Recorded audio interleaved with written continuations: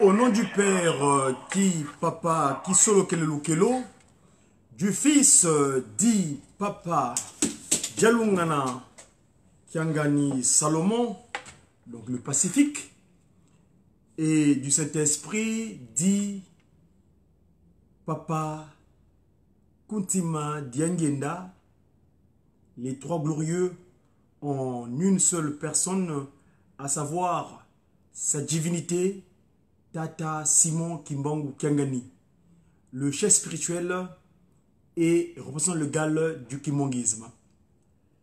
Mes chers amis, nous venons en face de vous en ce jour 5 novembre l'an 2018 pour, dans le cadre de cette étude de communication qu'on appelle le média kimbanguiste, le multimédia Tata Kimbangu.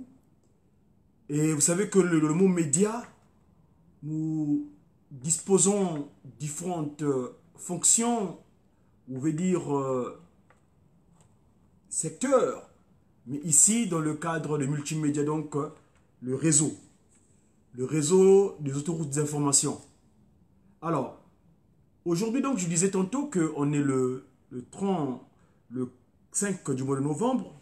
Et vous savez que Tata Kimbangu, depuis le 6 avril 1921, lui qui est l'envoyé spécial de notre Seigneur Jésus-Christ, qui a apparu il y a cela 2018 ans, parce que le mode calendaire que nous utilisons actuellement est issu de cette institution spirituelle qu'on appelle le catholicos, donc pour tout le monde, et c'est le pape Grégoire. Aujourd'hui, le mode calendaire que nous utilisons, c'est le calendrier grégorien.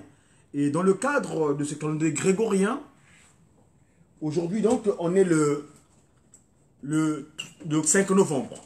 Mais étant donné que le Christ Jésus, qui a pris l'appellation de Dialungana dans son seconde venue, depuis le 25 mai 1916, en pleine Première Guerre mondiale, et donc, Papa Simon Kimbangu, qui est donc le Saint-Esprit, le 6 avril 1921, avait commencé son ministère public. Et depuis lors, nous nous considérons comme étant dans cette nouvelle manière de vie des gens sur Terre, cette nouvelle civilisation que nous qualifions du kimbanguisme.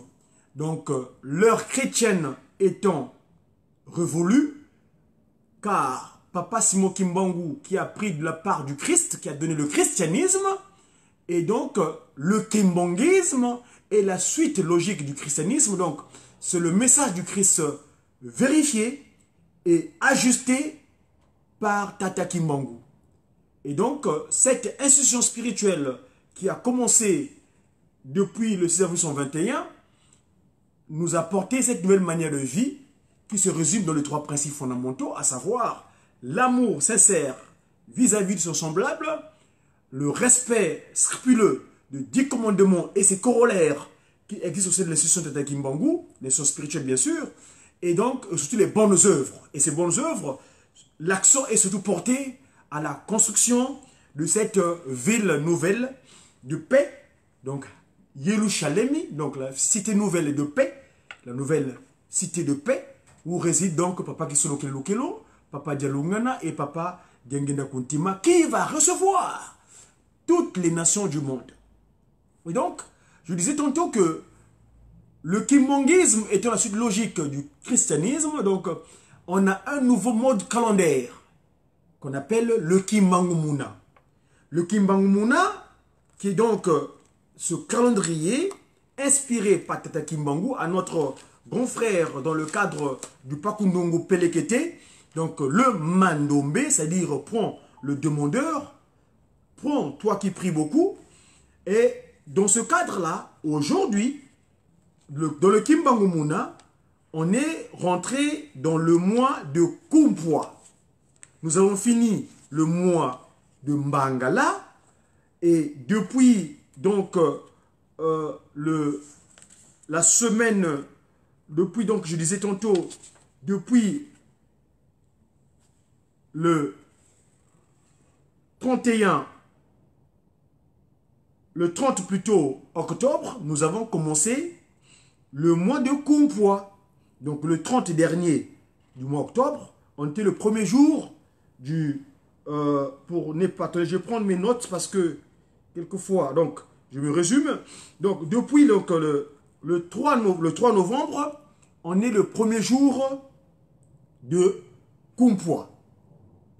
Le 4, donc hier, on était le 2 de Kumpoa. Et aujourd'hui, on est le 3 de Kumpoa, correspondant donc au 5 novembre, l'an 2018. Mais dans le Kimbangu Muna, on est en l'an 97, en l'an 97. Parce que Tata Kimbangu